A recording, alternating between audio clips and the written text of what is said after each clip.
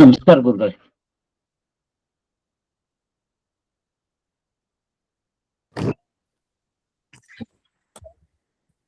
ನಮಸ್ಕಾರ ಹರಿ ಸಿಂಗ್. ಸುಮತಿಭಿರನುಮೇಜಂ ಶುಭ್ರಕಾಜಂ ಸಖಾಜಂ ಸುಖಮಜಮನಪಾಜಂ ಮುಕ್ತ್ಯುಪಾಜಂ ವಿಮಾಜಂ ಗ್ರಹಜಮಹಮಮೇಜಂ ಧೇಜಮಾಮ್ನಾಜಗೇಯಂ ಸದಜಮಸದಜೇಯಂ ಶ್ರೀಸಹಾಜಂ ಭಜೇಯಂ ಅಭ್ರಮಂ ಭಂಗರಹಿತಂ ಅಜಡಂ ವಿಮಲಂ ಸದಾ ಆನಂದತೀರ್ಥಮತುಲಂ ಭಜೆ ತಾಪತ್ರಯಾಪಹಂ ಭವತಿ ಯದನುಭಾವಾತ್ತೇಡಮೂಕೋऽಪಿ ವಾಗ್ಮಿ ಜಡಮತಿರಪಿ ಜಂತುರ್ಜಾಯತೆ ಪ್ರಾಜ್ಞಮೌಲಿಃ सकलवचनचेतो देवता भारती सा मम वचसि निधत्तां सन्निधिं मानसे च मिथ्यासिद्धान्तदुर्ध्वान्तविध्वंसनविचक्षणः जयतीर्थक्षतरनिर्भासतां नो हृदम्बरे अप्यकल्पितकल्पोऽयं प्रत्यर्थिगजकेसरी व्यासतीर्थगुरुपूजादस्मदिष्टार्थसिद्धये पूज्याय राघवेन्द्राय सत्यधर्मरताय च भजतां कल्पवृक्षाय नमतां कामधेनवे तपस्वाध्याय शुश्रूषा कृष्णपूजारतं मुनिं विश्वेशमिष्टदं वन्दे परिम्राट् चक्रवर्तिनं श्रीगुरुभ्यो नमः हरिः ओम्. ಈಗ 6ನೇಯ ಶ್ಲೋಕ.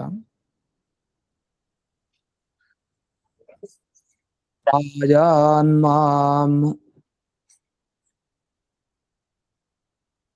ಯೋ ಭುಜಂಗಂ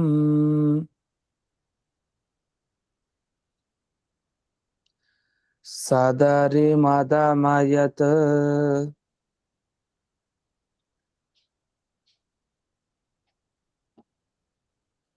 ದ್ರಾಗುಪಾಧ್ಯಾಯ ಸೇವಿ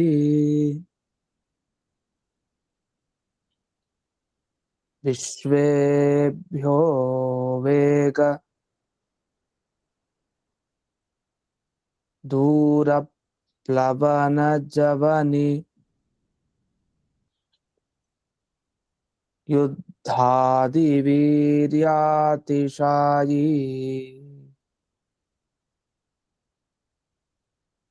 ನಿರುದ್ಧ ಅಂತ ಒಂದೇ ಶಬ್ದ ಇಲ್ಲಿ. ಏನಾಸ್ತಾ ಮೂಢಶಂಕಾ ಶ್ರುತಿ ಶುಚಿವಚಸಾ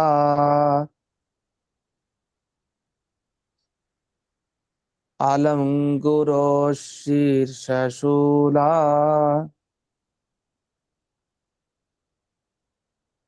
ಸಖ್ಯುರ್ನಾರಾಯಣಗ್ನೋ ಅಥ ಯ ಉಪನಿಷದಂ ವ್ಯಾಖ್ಯಾತಾಸ್ಮೈ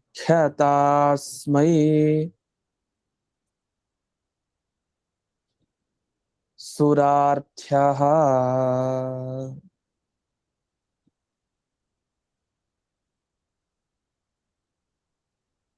ವಾಸುದೇವರ ಇನ್ನು ಅನೇಕ ಮಹಿಮೆಗಳನ್ನು ತಿಳಿಸ್ತಾರೆ. ಒಂದು, ಸದರಿಂ ಭುಜಂಗಂ. ಸತ್ ಅರಿಂ ಅಂದ್ರೆ ಸಜ್ಜನರಿಗೆ ಅರಿ ಶತ್ರು ಅಂದ್ರೆ ಒಳ್ಳೆಯವ್ರಿಗಾಗ್ಲಿ ಕೆಟ್ಟವ್ರಿಗಾಗ್ಲಿ ವಸ್ತುತಃ ಶತ್ರುನೇ. ಯಾವುದು? ಈ ಸರ್ಪ. ಈ ಹಾವು ಏನ್ ಮಾಡುತ್ತೆ? ಹಾವು ಬಂದು ತಾನು ಯಾರನ್ನೂ ನೋಡಲ್ಲ, ಇದು ಒಳ್ಳೆಯವರ ಕೆಟ್ಟವರ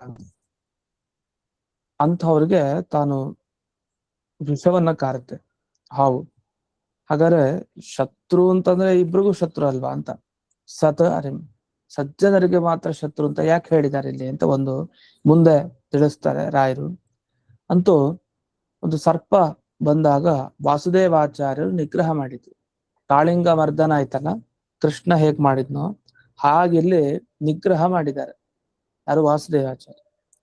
ಇನ್ನು ಉಪಾಧ್ಯಾಯ ಸೇವೆ, ಉಪಾಧ್ಯಾಯರನ್ನ ಸೇವೆ ಮಾಡ್ತಾ ಇದ್ರು. ಅಂದ್ರೆ ಗುರುಕುಲ ಅಭ್ಯಾಸಕ್ಕೆ ವಾಸುದೇವಾಚಾರ್ಯರು ಹೋದಾಗ ಆ ಗುರುಕುಲದಲ್ಲಿ ಉಪಾಧ್ಯಾಯರ ಬಳಿ ಇದ್ದು ಅನೇಕ ಮಂತ್ರಗಳನ್ನ ಕಲಿತರು.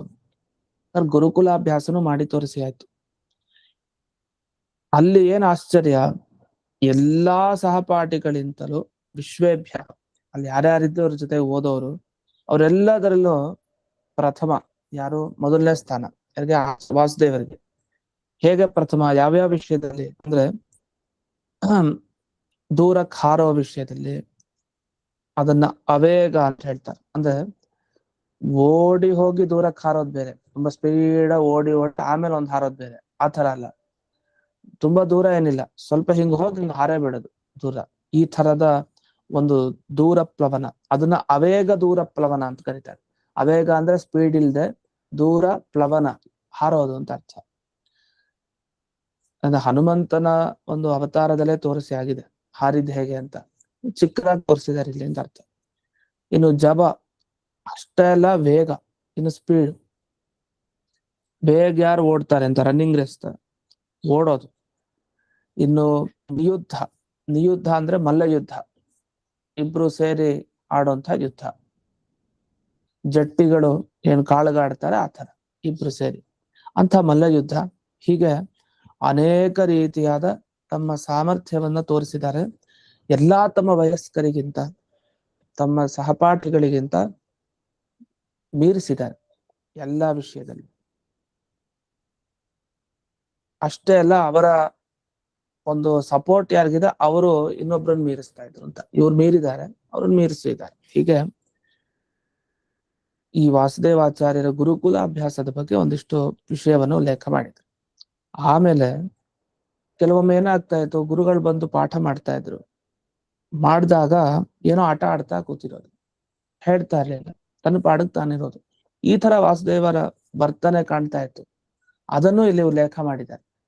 ಗುರೋಹೋ ಮೂಢ ಶಂಕ, ಅವ್ರಿಗೆ ಅನಿಸ್ತಾ ಇತ್ತಂತೆ ಇವನೇನೋ ಪೆದ್ದ ಹುಡುಗ, ಬುದ್ಧಿವಂತ ಅಲ್ಲ. ಯಾಕಂದ್ರೆ ಎಲ್ರು ಶ್ರದ್ಧೆಯಿಂದ ಪಾರಾಯಣ ಮಾಡ್ತಾ ಇದ್ರೆ ವೇದ ಪಾರಾಯಣ, ಇವ್ರು ಮಾತ್ರ ಆಟ ಆಡ್ಕೊಂತ ಕೂತಿರೋದು. ಆ ಭಾಗವನ್ನು ಕೇಳ್ತೀವಿ, ಕಂದುಕ ಸ್ತುತಿ ಅಂತ.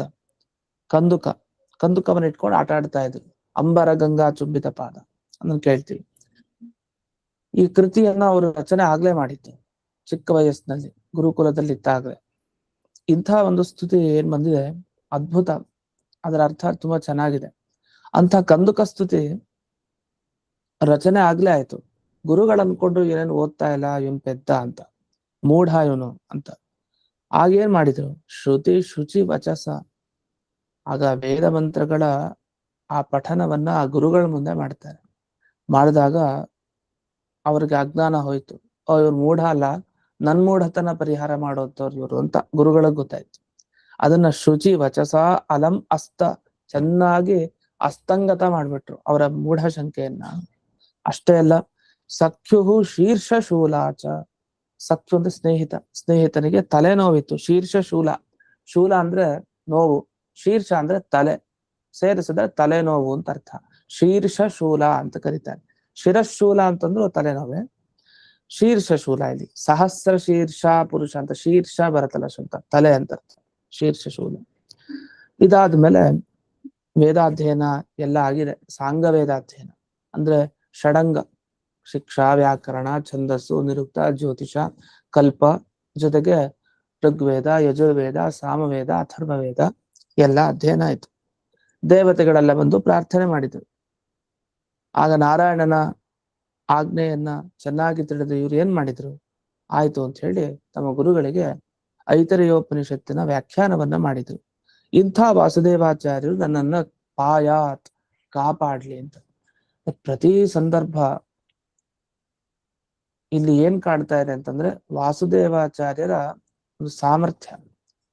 ಎಂಥ ಕಷ್ಟ ಬಂದಾಗ್ಲೂ ಅದು ಬೇರೆಯವ್ರಿಗಾಗ್ಲಿ ತಮಗೆ ಆಗ್ಲಿ ಅದನ್ನ ಗೆದ್ದವ್ರು ಇವರು. ಹಾಗಾಗಿ ಈ ಶ್ಲೋಕವನ್ನು ಪಾರಾಯಣ ಮಾಡಿದ್ರೆ ಬೇರೆಯವರಿಂದ ಒದಗಿ ಬರೋ ತೊಂದರೆ ಆಗ್ಬೋದು, ನಮ್ಮಲ್ಲಿರುವಂತಹ ಅಜ್ಞಾನ ಆಗ್ಬಹುದು, ನಮಗೆ ಕಷ್ಟ ಆಗ್ಬೋದು ಅನೇಕ ಪರಿಸ್ಥಿತಿಯಲ್ಲಿ. ಇದು ಯಾವುದೇ ಬಾಧೆ ತಟ್ಟಲ್ಲ. ವಾಸುದೇವ ರೂಪಿ ಮುಖ್ಯ ಪ್ರಾಣದೇವರು ನಮ್ಮ ಜೊತೆಗಿದ್ದು ಅನುಗ್ರಹ ಮಾಡ್ತಾರೆ. ಈ ವಿಷಯವನ್ನ ಇಲ್ಲಿ ತಿಳ್ಕೊಳ್ಬೇಕು.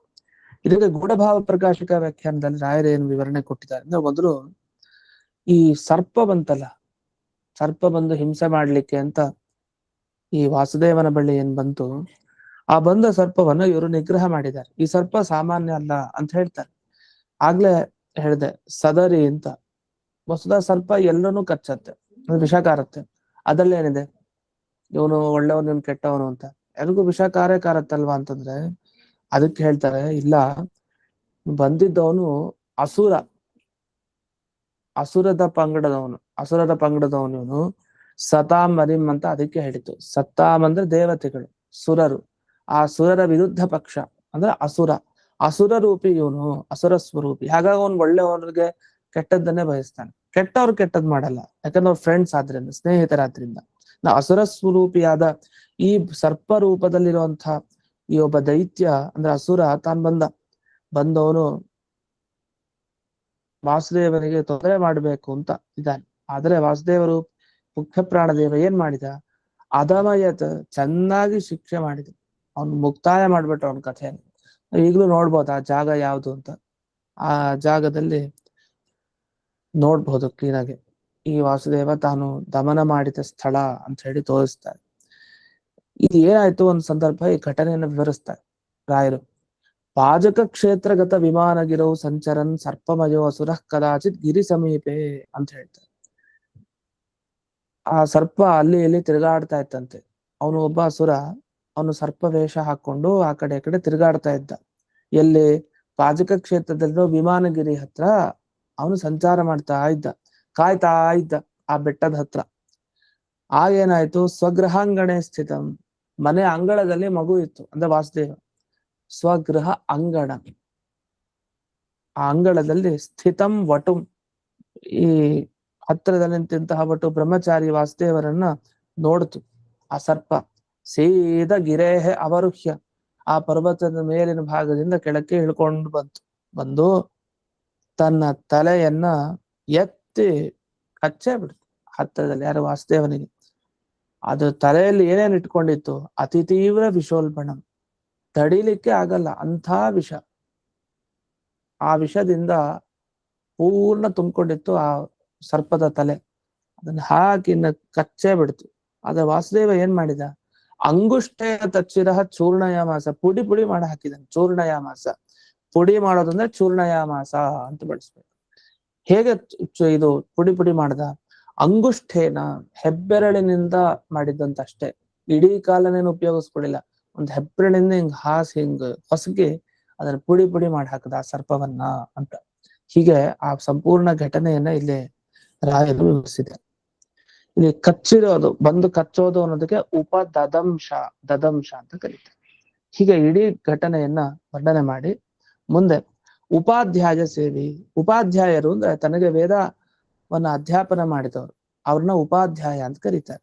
ಆ ಉಪಾಧ್ಯಾಯರಿಗೋಸ್ಕರ ಅಂದ್ರೆ ವೇದಾಧ್ಯಯನ ಮಾಡ್ಬೇಕು ಅಂತ ಗುರುಕುಲದಲ್ಲಿ ಇದ್ದಾರೆ ವಾಸುದೇವಾಚಾರ್ಯರು. ಆಗಿದ್ದಾಗ ಏನಾಯ್ತು ಅಂತ ವರ್ಣನೆ ಮಾಡ್ತಾರೆ. ಅವೇಗೇನ ದೂರಧಾವನೇನ, ಇದೆಲ್ಲ ಆಗ್ಲೇ ವರ್ಣನೆ ಮಾಡಾಯ್ತು. ಇದ್ರಲ್ಲಿ ಬೇಕಾಗಿದ್ದಿಷ್ಟು ಈಗ ನಿಯುದ್ಧ ಅಂದ್ರೆ ಮಲ್ಲ ಯುದ್ಧ ಆಯ್ತು, ಅಂದ್ರೆ ಕುಸ್ತಿ ಆಡೋದು, ಇವೆಲ್ಲ ವರ್ಣನೆ ಆಯ್ತು. ಎಲ್ಲದನ್ನು ಫಸ್ಟ್ ಯಾರೋ ವಾಸುದೇವ. ಜೊತೆಗೆ ಜಲವಿಹಾರ ಗುರುತರ ಶಿಲೋದ್ಧರಣಾದೀನ ಅಂತ ಇನ್ನೂ ಸೇರಿಸ್ತಾರೆ. ಜಲವಿಹಾರ ಅಂದ್ರೆ ಈಜೋದ್ರಲ್ಲಿ ಯಾರು ಫಸ್ಟ್, ಅದಲ್ಲೂ ಇವರೇ ಜಲವಿಹಾರ ಅಂತ ಕರೀತಾರೆ ಈಜೋದಕ್ಕೆ. ಇನ್ನು ಗುರುತರ ಶಿಲೋದ್ಧರಣ, ಭಾರವಾದ ವಸ್ತುನ ಹೊರೋದು, ಅದರಲ್ಲೂ ಇವರೇ ಎತ್ತಿದ ಕೈ. ಗುರುತರ ಶಿಲ ಉದ್ಧರಣ, ಅದರಲ್ಲೂ ಇವರೇ ಫಸ್ಟ್. ಹೀಗೆ ಏನೇನು ಸಾಧ್ಯನೋ ಅಂತ ಎಲ್ಲಾ ವಿಷಯದಲ್ಲಿ ಇವ್ರು ಮೀರಿಸಿದ್ರು. ಓದೋದ್ರಲ್ಲಿ ಮಾತ್ರ ಅಜ್ಞಾನಿ ತರ ಕೂತಿದ್ರು, ಸುಮ್ಮನೆ ಏನು ಗೊತ್ತಿಲ್ಲದೆ ಇರೋ ತರ. ಇಂಥ ಈ ವಾಸುದೇವಾಚಾರ್ಯರಿಗೆ ಒಂದು ದಿವಸ ಪರೀಕ್ಷೆ ನಡೆದೇ ಹೋಯ್ತು. ಒಂದ್ ದಿವಸ ಏನಾಯ್ತು, ಪ್ರತ್ಯಹಂ ಅಧ್ಯಯನಾವಸಾನೆ ಸಖಿಭಿಗಿ ಸಮಂ ಯಥೇಷ್ಟಂ ವಿಹೃತ್ಯ. ಯಾವಾಗ ಇದು ಆಟ ಆಡ್ತಾ ಇದ್ದಿದ್ದು ಅಂದ್ರೆ ಮಧ್ಯಾಹ್ನದ ಪೀರಿಯಡ್ ಅಲ್ಲ, ಮಧ್ಯಾಹ್ನದಲ್ಲ ಆಟ, ಮಧ್ಯಕ್ಕೆ. ಬೆಳಗ್ಗೆಯಿಂದ ಪೂರ್ಣ ಪಾಠ ಎಲ್ಲ ಮುಗಿಬೇಕು, ವೇದ ಪಾಠ ಎಲ್ಲ ಮುಗಿದ ಮೇಲೆ ಆಮೇಲೆ ಸ್ನೇಹಿತರ ಜೊತೆಗೆ ಯಥೇಷ್ಟವಾಗಿ ಆಟ ಆಡ್ಲಿಕ್ಕೆ ಹೋಗೋದು ವಾಸುದೇವ್. ಆಟ ಆಡ್ಲಿಕ್ಕೆ ಹೋಗಿ ಒಂದ್ಸಲಿ ಏನಾಯ್ತು, ಅಧ್ಯಾಪಕರ ದೃಷ್ಟಿಗೆ ಬಿದ್ದ ವಾಸುದೇವ. ಯಾಕೋ ಇವನು ಪಾಠದಲ್ಲಿದ್ದಾಗ ಸರಿಯಾಗಿ ಪಾರಾಯಣ ಮಾಡಲ್ಲ, ಸರಿ ಹೇಳಲ್ಲ, ಏನು ಸುಮ್ಮನೆ ಕೂತಿರ್ತಾನೆ. ಪಾಠ ಮುಗಿದ ಮೇಲೆ ಆಟ ಆಡ್ಲಿಕ್ಕೆ ಹೋಗ್ತಾನೆ. ಹಾಗಾದ್ರೆ ಇವನೊಬ್ಬ ಮೂಢ, ಅಷ್ಟು ಚುರುಕಿಲ್ಲ ಇವನ ಬುದ್ಧಿ ಅಂತ ಹೇಳಿ ಅನ್ಕೊಂಡ್ರಂತೆ. ಅದಕ್ಕೆ ಯಾಕೆ ಅನ್ಕೊಂಡ್ರು ಅವರು, ಆಮೇಲೆ ಏನಾಯ್ತು, ಶ್ರುತಿ ಶುಚಿವಚಸ, ಶ್ರುತಿ ಅಂದ್ರೆ ವೇದ, ವೇದದ ಶುದ್ಧವಾದ ಮಾತು. ಅಂದ್ರೆ ಒಬ್ಬ ವೇದಾಧ್ಯಯನ ಮಾಡಿದವನು ಹೇಗ್ ಹೇಳ್ಬೇಕೋ ಅದಕ್ಕಿಂತ ಚೆನ್ನಾಗಿ, ಅಷ್ಟು ಅಂತ ಒಂದು ಶುದ್ಧವಾದ ಮಾತಿನಿಂದ ಆ ಅಧ್ಯಾಪಕರ ಮನಸ್ಸಲ್ಲಿರುವಂತಹ ಎಲ್ಲಾ ಭಾವನೆಯನ್ನ ಹೊರಗೆ ಹಾಕಿಸ್ಬಿಟ್ರು. ಯಾಕೆಂದ್ರೆ ಅಧ್ಯಾಪಕರಿಗೆ ಕೋಪ ಬಂದಾಗ ಏನ್ ಮಾಡಿದ್ರು ಅಂದ್ರೆ, ಕ್ರುದ್ಧೇನ ಅಧ್ಯಾಪಕೇನ ಶಠ ನ ಪಠಸಿ ದುಷ್ಟ ಮೂರ್ಖ, ಯಾಕೆ ಓದ್ತಾ ಇಲ್ಲ ನೀನು ಅಂತ ಹೇಳಿ ಬಯಸ್ಕೊಂಡಿದಾರಂತೆ. ಯಾಕೆಂದ್ರೆ ಸದಾ ವಿಹರಿಸಿ, ಯಾವಾಗಲೂ ನೀನು ಆಟ ಆಡ್ತಾ ಇರ್ತೀಯಲ್ಲ ಅಂತಂದ್ರೆ, ಆಗ ಶುರು ಮಾಡಿದ್ರಂತೆ ಏನು ಗುರುಗಳ ಮುಂದೆ ಏನೇನ್ ಪಾಠ ಅವ್ರು ಹೇಳ್ಕೊಟ್ಟಿದ್ರು ಅದನ್ನೆಲ್ಲ ಹೇಳಾಯ್ತು ಒಂದು, ಅದು ಬಿಡಿ, ಇನ್ನು ಮುಂದೆ ಏನೇನ್ ಪಾಠ ಹೇಳ್ಬೇಕಾಗಿದೆಯೋ ಅಲ್ಲಿ ಗುರುಗಳಿಗೆ ಏನೇನ್ ಡೌಟ್ ಇದೆಯೋ ಅದನ್ನು ಸೇರಿಸಿ ಹೇಳಾಯ್ತಂತೆ. ಅವಾಗ ಗುರುಗಳಿಗೆ ಅರ್ಥ ಆಯ್ತು, ನಾನು ಇವ್ರ ಮುಂದೆ ಅಜ್ಞಾನಿ, ನಾನು ಜ್ಞಾನಿ ಅಲ್ಲ, ನಾನ್ ತಪ್ಪಾಗಿ ತಿಳ್ಕೊಂಡ್ಬಿಟ್ಟೆ ಈ ಹುಡುಗನನ್ನ ಅಂತ ಹೇಳಿ ತದಾ ಅಧೀತಂ ಸರ್ವಂ ಪ್ರೋಚ್ಯ, ಓದಿದ್ದನ್ನೆಲ್ಲ ಹೇಳಿ, ಮತ್ತೆ ಗುರುಗಳಿಗೆ ವಿದ್ಯಮಾನಂ ಸ್ವಸ್ಯ ಅಜ್ಞಾನಿತ್ವ ಶಂಕಾಂ, ಹಾಗೆ ಗುರುಗಳಿಗೆ ತಾನು ಅಜ್ಞಾನಿ ಎನ್ನುವ ಶಂಕೆ ಇತ್ತು ಅಂತ. ಅಂದ್ರೆ ಯಾರೇ ಆಗ್ಲಿ ಸರ್ವಜ್ಞರಲ್ಲ, ಅವರೆಲ್ಲ ಏನೋ ಒಂದಿರುತ್ತಲ್ಲ, ಸರ್ವಜ್ಞರು ಅಂದ್ರೆ ಮಧ್ವಾಚಾರ್ಯರೇ, ಅದರಿಂದ ತಮ್ಮ ಅಜ್ಞಾನಿತನೂ ಹೊಟ್ಟೋಯ್ತು ಅಂತ ಇದು ಒಂದರ್ಥ. ಇನ್ನು ಮೇಲ್ನೋಟದ ಅರ್ಥ ಏನು ಅಂದ್ರೆ, ಗುರುಗಳಿಗೆ ತನ್ನ ಬಗ್ಗೆ ಇತ್ತು, ಇವನೊಬ್ಬ ಅಜ್ಞಾನಿ, ಇವನ್ಗೇನು ಗೊತ್ತಿಲ್ಲ ಅಂತ, ಅದನ್ನೆಲ್ಲ ವಾರಣೆ ಮಾಡಿದ್ರು ಅಂತ. ಅದು ಯಾಕೆ ಇನ್ನೊಂದು ವ್ಯಾಖ್ಯಾನ ಮಾಡಿದ್ದು ಅಂದ್ರೆ, ನಾನು ಅತ್ರ ಜನ್ಮ ನಿನಯತ್ ಪಠಿತಂತೆ ಅಂತ ಅನೇಕ ಮಾತುಗಳು ಬರುತ್ತೆ ಈ ತರದ್ದು. ಈ ಜನ್ಮದಲ್ಲಿ ಓದಿದ್ದಲ್ಲ, ಇದು ಯಾವುದೋ ಜನ್ಮದ್ದು ಸಹಜ ಇದು ಅಂತ ಅನ್ನೋ ಮಾತು ಬರುತ್ತೆ. ಈ ತರ ಮಾತುಗಳು ಬಂದಾಗ ಏನರ್ಥ, ಇವ್ರನ್ನ ಶಿಷ್ಯರನ್ನಾಗಿ ಪಡೆದ ಗುರುಗಳೇ ಧನ್ಯರು, ಶಿಷ್ಯನಿಂದ ಗುರುಗಳ ಅಜ್ಞಾನನೂ ಹೋಗಿದೆ, ಆ ರೀತಿ ವ್ಯಾಖ್ಯಾನ ಮಾಡಿದ್ರೆ ಬಹಳ ಚೆನ್ನಾಗಿರುತ್ತೆ. ಇದಾದ್ಮೇಲೆ ತನ್ನ ಸ್ನೇಹಿತನ ತಲೆನೋವನ್ನು ಪರಿಹಾರ ಮಾಡಿದ ಅಂತ ಅದ್ರ ಬಗ್ಗೆ ಒಂದು ವರ್ಣನೆ ಮಾಡ್ತಾರೆ. ಈ ತಲೆನೋವು ಸಾಮಾನ್ಯ ಆಗಿರ್ಲಿಲ್ಲ ಸ್ನೇಹಿತನದ್ದು, ಜನ್ಮ ಆರಭ್ಯ ಅನುವರ್ತಮಾನ ಅಂತ ಹೇಳ್ತಾರೆ. ಹುಟ್ಟಿನಿಂದ ಆರಂಭಿಸ್ಕೊಂಡು ಆ ತಲೆನೋವು ಹೋಗ್ತಾ ಇಲ್ಲ.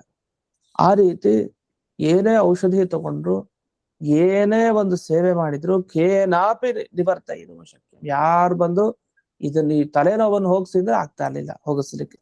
ಅತಿ ದುಸ್ಸಹ ಅಂತ ಹೇಳ್ತಾರೆ, ಬಹಳ ಕಷ್ಟ.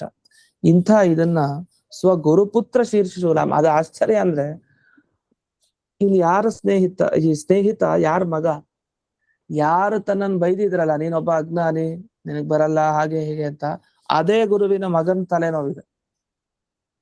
ಅಂದ್ರೆ ಇವರು ಈ ಅಧ್ಯಾಪಕರು ವಾಸುದೇವನಿಗೆ ಪಾಠ ಮಾಡೋರು ಅಂತ ಒಂದು ಸೇವೆ ಮಾಡಿದಾಗೆ ಅವ್ರ ಮುಂದೆ ವೇದ ಮಂತ್ರಗಳನ್ನು ಒಪ್ಸಿದಾರೆ ಲೆಕ್ಕದಲ್ಲಿ ಅಷ್ಟೇ.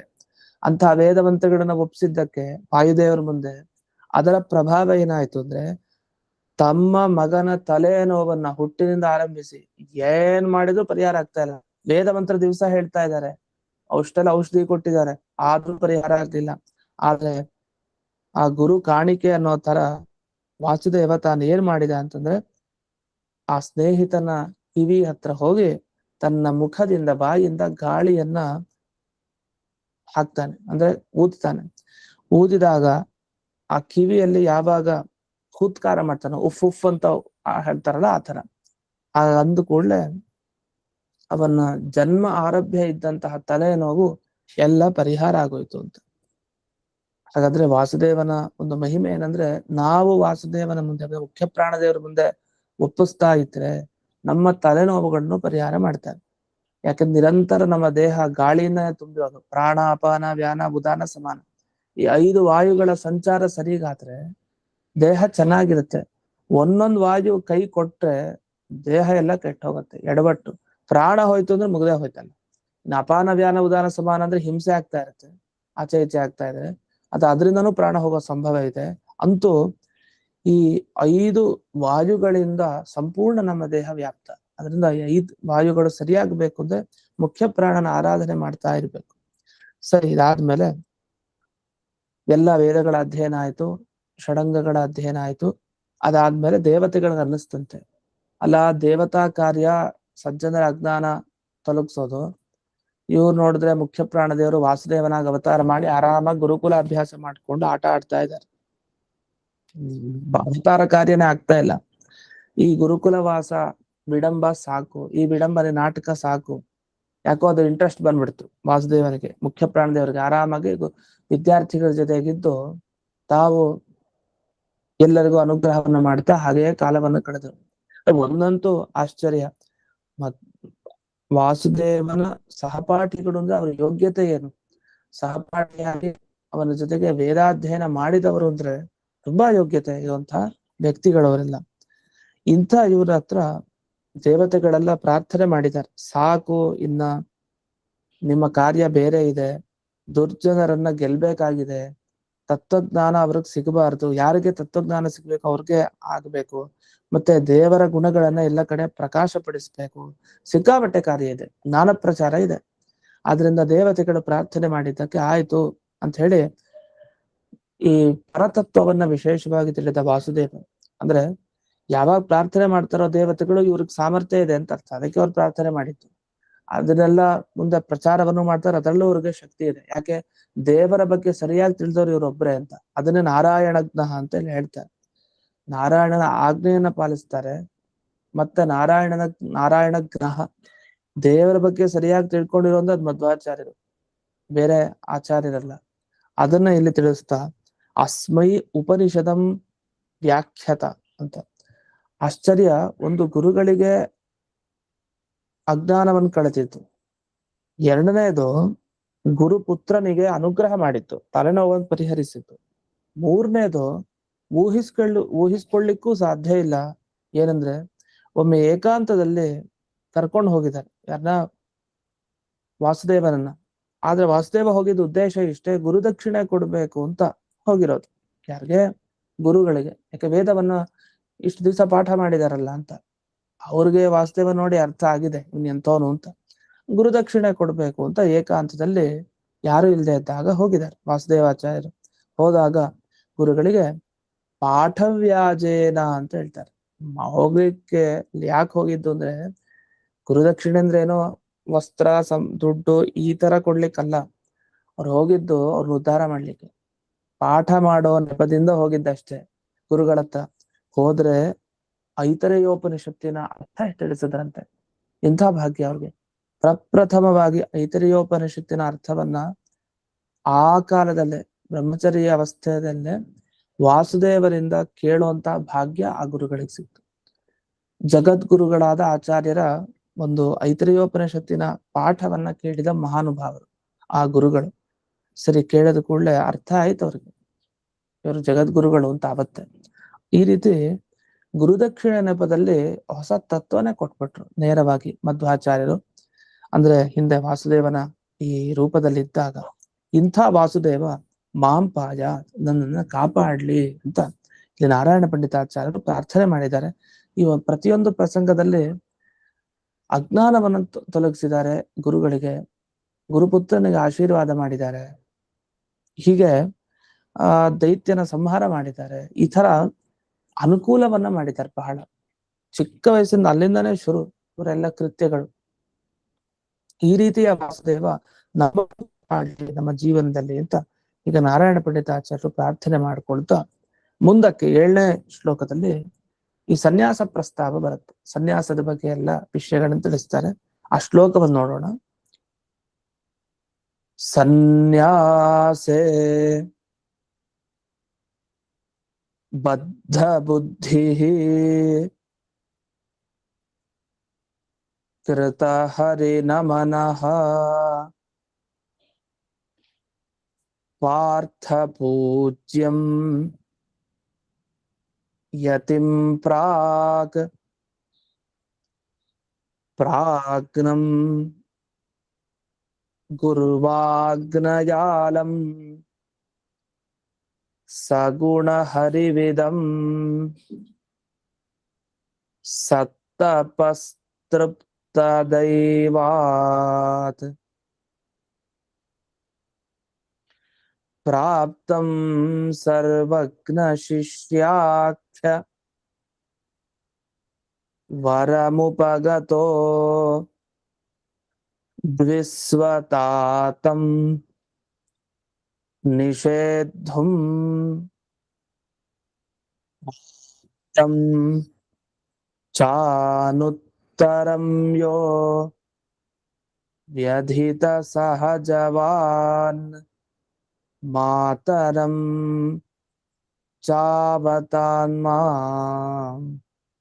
ಮಾಮವತ ಮತ್ತೆ ರಕ್ಷಣೆ ಮಾಡ್ಲಿ ಅಂತ ವಾಯುದೇವರ ಹತ್ರ ಇನ್ನೇನ್ ಬೇಡ್ಲಿಕ್ಕೆ, ರಕ್ಷಣೆ ಮಾಡಿ ಅಂತ. ಮುಂದಕ್ಕೆ ವಾಸುದೇವಾಚಾರ್ಯರು ಸನ್ಯಾಸ ತಗೊಳ್ಬೇಕು ಅಂತ, ಯಾಕೆ ದೇವತೆಗಳ ಪ್ರಾರ್ಥನೆ ಆಯ್ತು, ಸಾಕಿ ಗುರುಕುಲ ವಾಸ, ಈ ಬ್ರಹ್ಮಚರ್ಯಾಶ್ರಮ ಸಾಕು, ನೇರ ಸನ್ಯಾಸ ಅಷ್ಟೇ, ಇನ್ನೇನು ಬ್ರಹ್ಮಚರ್ಯ ಗೃಹಸ್ಥ ವಾನಪ್ರಸ್ಥ ಅದೇನ್ ಬೇಕಾಗಿಲ್ಲ, ನೇರ ಸನ್ಯಾಸ. ಬಂದಿದ್ದ ಕಾರ್ಯ ಅದಕ್ಕೆ, ಸನ್ಯಾಸ ಸ್ವೀಕಾರ ಮಾಡ್ಲಿಕ್ಕೆ ಅವರ ಬುದ್ಧಿ ಸ್ಥಿರ ಆಗಿದೆ.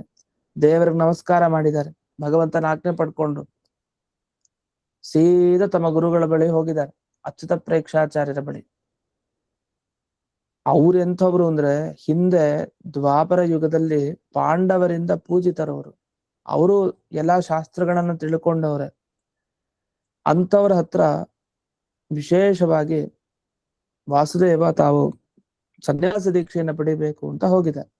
ಅಷ್ಟೇ ಅಲ್ಲದೆ ಸಗುಣ ಹರಿವಿದಂ ಸತ್ರ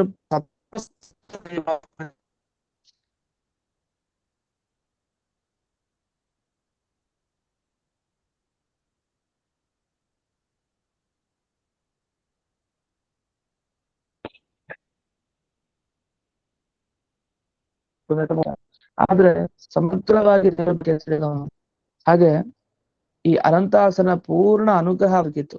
ಯಾರಿಗೆ? ಅಚ್ಯುತ ಪ್ರೇಕ್ಷಾಚಾರ್ಯರಿಗೆ. ಅದಿದ್ದದ್ದಕ್ಕೆ ಒಳ್ಳೆಯ ಶಿಕ್ಷಣನ್ನ ಅವರು ಪಡೆದ್ರು. ವಸ್ತುತಃ ತಂದೆ ತಾಯಿ ಬಂದು ತಡೆದ್ರು, ಅದು ಇದನ್ನ ಹೇಳ್ತಾರೆ ಇಲ್ಲಿ, ದ್ವಿಹಿ ಪ್ರಾಪ್ತಂ, ತನ್ನ ತಂದೆ ಬಂದು ತಡೆದ್ರು, 2 ಬಾರಿ ಬಂದ್ರು ತಡಿಲಿಕ್ಕೆ. ಅದ್ರಿಗೆ ಉತ್ತರ ಇಲ್ದೇ ಇರೋ ತರ ಮಾಡಿ ಕಳಿಸಿದ್ರು. ತಾಯಿಯನ್ನು ಕೂಡ ಅಷ್ಟೇ, ಏನೇ ತಾಯಿಯ ಪ್ರಶ್ನೆಗಳಿದ್ರು, ಬೇಡ ಸನ್ಯಾಸ ತಗೊಳ್ಬಾರ್ದು ಅಂತಿತ್ತಲ್ಲ, 2 ಸಲ ಕೇಳ್ದಾಗ್ಲು 2 ಸಲಿನೂ ಅವ್ರಿಗೆ ಉತ್ತರ ಇಲ್ದೇ ಇರೋ ತರ ಮಾಡಿ ಕಳಿಸಿದ್ರು. ಇಂಥ ವಾಸುದೇವ ನನ್ನನ್ನ ಕಾಪಾಡ್ಲಿ ವಾಸುದೇವಾಚಾರ್ಯರು ಅಂತ, ವೈರಾಗ್ಯವನ್ನ ಕೊಡ್ಲಿ ಸ್ವಲ್ಪ ಅಂತ. ಸನ್ಯಾಸಾಶ್ರಮ ತಗೊಳ್ಳೋ ತರ ಅಂತ ಇರ್ಲಿ, ಅದೊಂದು ಕಡೆ ವೈರಾಗ್ಯವನ್ನ ಸ್ವಲ್ಪ ಜೀವನದಲ್ಲಿ ಕೊಡ್ಲಿ ಅಂತ, ಈ ರೀತಿಯ ಒಂದು ಪ್ರಾರ್ಥನೆನ ಈ ಶ್ಲೋಕದಲ್ಲಿ ಮಾಡಿದ್ದಾರೆ.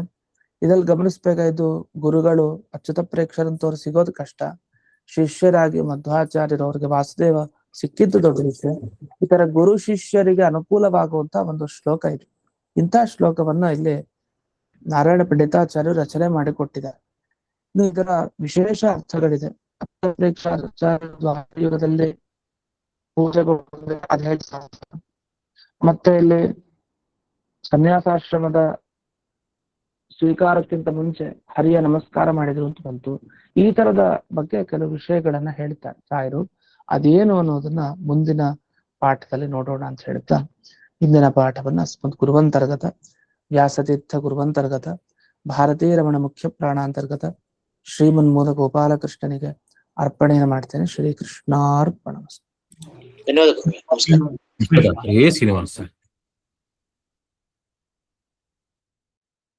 ಹರೇ ಶ್ರೀನಿವಾಸ ಗುರುಗಳೇ.